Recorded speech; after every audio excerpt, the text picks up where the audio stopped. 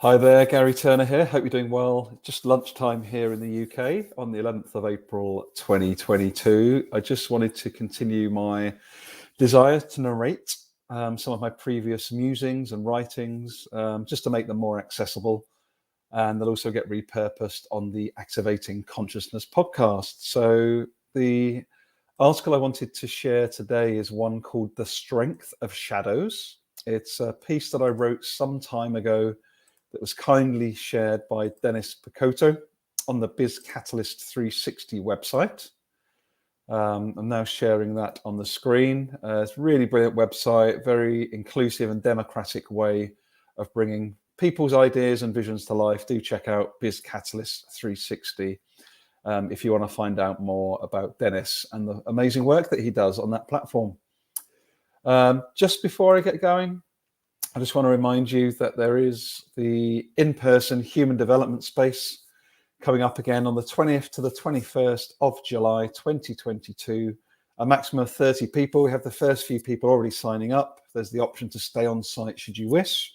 If you'd rather stay with your own means locally, there's also the option to join a group dinner on the evening of the 20th of July. So if that's interesting to you, Joe Homstead and I, the co-facilitators for the two-day gathering across the 20th and 21st, would love to invite you in. You can find out more of what people took away, as you can see on the screen right now, and we'd love to hear from you if you'd love to come and join us later this year in July. So back to The Strength of Shadows. So again, this is a piece I wrote several months ago, but it feels still very relevant today as I share this with you. So I took one of my regular walks to get fresh air last week, and for those that know me, I often take a walk up at Swanley Park, which I'm blessed to have close to my home. Pre-pandemic, I would get up to this park once per week for some lunch and a wander, but often, let's be honest, always missed the beautiful lessons from nature until recently. Today, I took one of these lessons, and it's a stunning lesson that came in the below observation. You can see the beautiful trees here at Swanley Park. And you can see the incredible shadows that were cast. So let me add that this day was one of those really crisp, cold, yet soul-enhancing autumnal days where the iciness meets your heartbeats and you truly feel connected to yourself and the environment in that moment. So what are my takeaways? I talk about and believe that I role model vulnerability. You can find 138 full episodes of the Value Through Vulnerability podcast on your favorite podcast platform. And also Mike Vacanti, founder of the Humans First community, joined me from episode 100. And vulnerability was a huge lesson from the picture above. And why was that? So vulnerability and our shadows. The reminder that there's beauty in not only striving for positivity and hope, but in seeing, acknowledging, and feeling, importantly, the shadow parts of ourselves as well. And this takes courage and vulnerability. Why this is so stark for me is that I never wanted to go to the shadow self of me for over 2 decades after I was bullied as a kid. However, since acknowledging my past 5 years ago, and again, this is a couple of years ago that I wrote this, I progressively heal and can show up more fully now and in the future. So my question to you, if you're watching me live or you're watching this back or listening to this back on the podcast, what parts of your past or your current life are you suppressing or not acknowledging today? And how might that be holding you back? Now, bearing in mind what's happened in the last couple of years, it's a really even more powerful invitation from me, because I look around at the leaders around the world, senior leaders of organizations and corporations and even governments. I see a lot of suppression of the dark side of people and manifesting as oppression, domination, control, etc. So I really see this question being a very important one for each of us to sit in and to introspect on. So wholeness. This leads into my second reflection, which is to look at how much beauty can be observed when we see the entirety or the wholeness of a being, a tree, a story, or even an idea, the light and the dark. Neither causes our human experience. The feelings and thoughts that we attach do. So when we seek to dilute or disregard any part of ourselves or anybody or anything else, we do not only devalue the other, we're actually devaluing ourselves. Our ability to listen, to empathize, to feel, and to co-create is all reduced. So do you feel, another question from me to you today, do you feel that you show up as a whole person today? So what are your thoughts around the topic of work-life balance, and how does that feed into your previous answer? So being connected to source. Whether a crisp sunny day, driving rain, or anything in between, these beautiful trees, unless uprooted, remain grounded and connected to their source.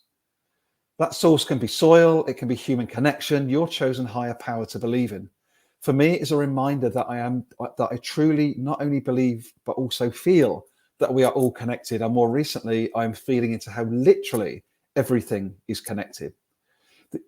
This is really interesting as well as a side note, because I wrote this experience before work with my systemic guide, Samantha Sapaya, part of the Possible Futures crew.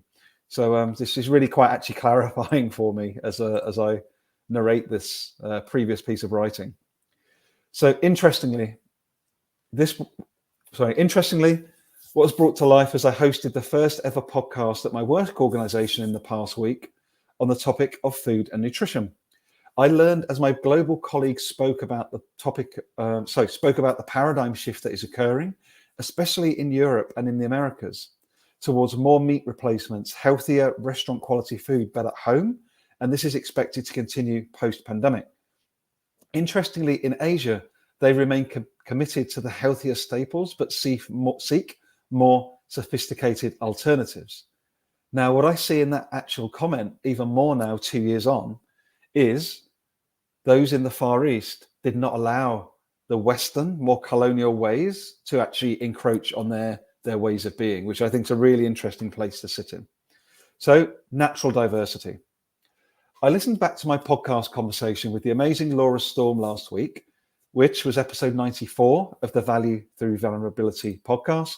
Should you be interested to go and listen to that, it's episode 94 on your favorite podcast player.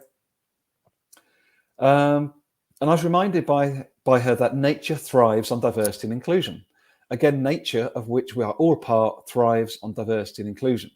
So looking at the above picture, again, it's trees with the shadows. Look at the various directions in which the branches develop and grow. I take this for granted, but the freedom and unencumbered direction of travel and growth is such a great metaphor for work life. There is no bias or judgment as to whether a branch has all of its leaves or twigs or whether it looks the same as the other branches. Just think about that. Yet how much socialized BS do we have? Labels, job titles, you can do this, you can do that. It's just nonsense, really. And the more we get playful with this, hopefully the more we can start to let those stories disappear. So how often do our outdated leaders and systems seek to constrain unnaturally our human experience and our human development? Yes, we sometimes need to prune nature, but only in a garden setting. In the wilds of nature, there is no pruning. So why do we keep pruning our human potential? Just so that we can keep people controlled? Open question. So navigating the unknown. Some call it VUCA, I call it nature, but I also have upgraded version VUCA to offer if that's curious. You can click through the link on Biz Catalyst 360 and you can find the link to this particular article in the show notes below. Our human experience, this is clearer and clearer to me, is a moment by moment by moment.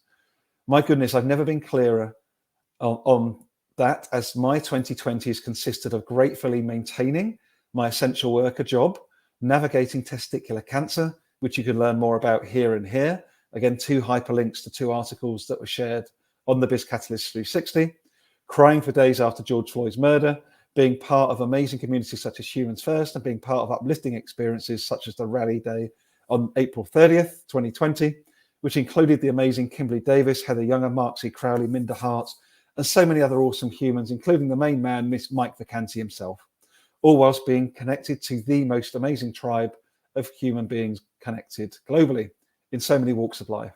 Life has always been and always will be VUCA. We could say change is an inside job, the name of a book that I nearly wrote.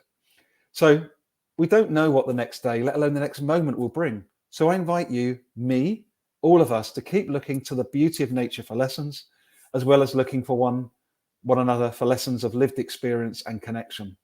Have a wonderful day, weekend, or week ahead. Whenever this article meets you, And please challenge, add, debate any of my musings. They are not right or wrong. They are just in the moment reflections by me to you today. So I hope you take some value away from that. Again, this will be repurposed on the Activating Consciousness podcast going forward. Please do check out Dennis Picotto's Biz Catalyst 360. You can find out more about me and my organization, Hexo Change, at hexochangenow.com. I'm now crystal clear that alongside doing my day job within the chemicals industry, I'm here to serve at any one time 10 mission-driven human beings while centering just relations. If you're a mission-driven solopreneur, a mission-driven business leader, or a mission-driven progressive corporate leader, someone that's looking to reimagine how you organize your organization, how you bring your strategy to life to try and make the world genuinely a more connected, more humane, more decolonial place, that I want to be walking that journey with you. I've got great experiences, great feedback from doing that exact service with a few other people. You can find out more about that at hexochangenow.com. And of course, a reminder that we do have the human development space coming up across across the 20th and the 21st of July 2022. We'd love for you to join us. And again, it's co-hosted by myself and Joe Homstead. Have a great day, week, and month ahead, whatever you're doing. Much love to you. Please stay connected, stay curious, stay challenging, and please add on to these reflections as you see fit. Take care for now.